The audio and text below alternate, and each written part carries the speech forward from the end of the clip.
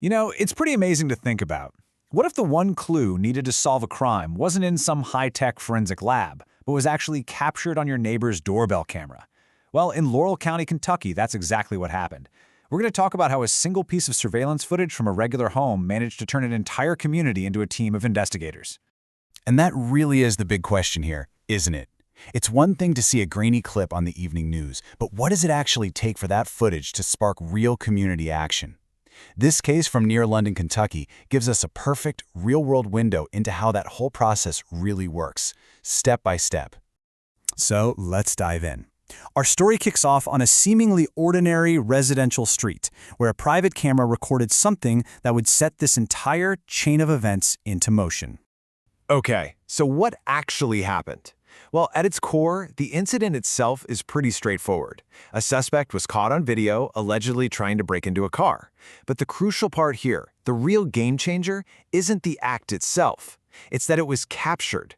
Without this piece of digital evidence, this story probably goes nowhere. It just becomes another unreported or unsolved incident.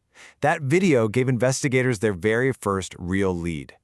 So, let's quickly break down the key facts of the case just to get our bearings. The location? We're on Sally's Branch Road, which is near London, Kentucky. This all went down on a Monday, March 2nd. And of course, the single most important piece of the puzzle, the surveillance video footage. These are the specific details investigators had to work with from the very beginning.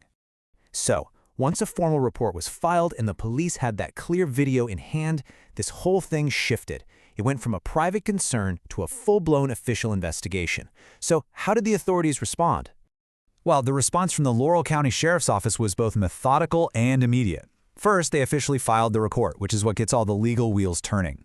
Then their investigators got to work analyzing that critical piece of video, looking for any identifying details, maybe clothing, physical features, even which way the person was headed. Based on what they found, they launched a search. And it's important to remember this isn't a closed case. The investigation is very much active.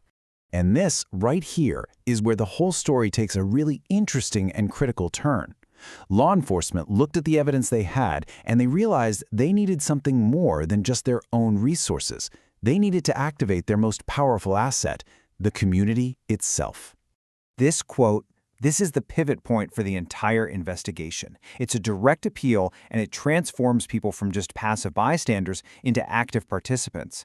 The sheriff's office is essentially deputizing the public, asking them to check their own memories, maybe their own security cameras, for anything at all that might help break the case wide open. It's a powerful strategy, and one we're seeing more and more."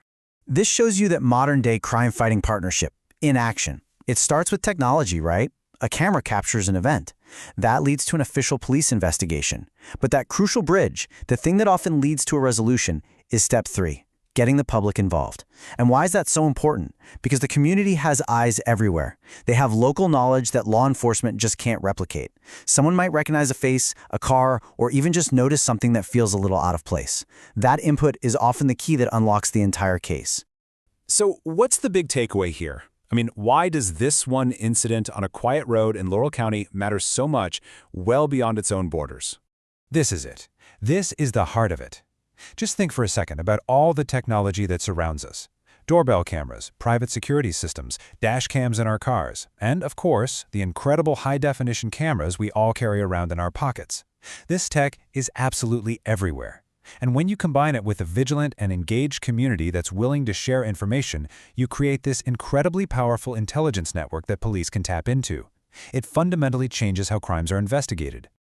And that really leaves us with a final question to think about. This isn't just a story about Laurel County, it's a story that's playing out in your town and my town too. As all this technology gets woven deeper into the fabric of our daily lives, we all have to ask ourselves, what is our role in this new era of community safety? Are we ready to be the eyes and ears of our neighborhoods? The answers to those questions are going to shape the future of law enforcement in all of our communities.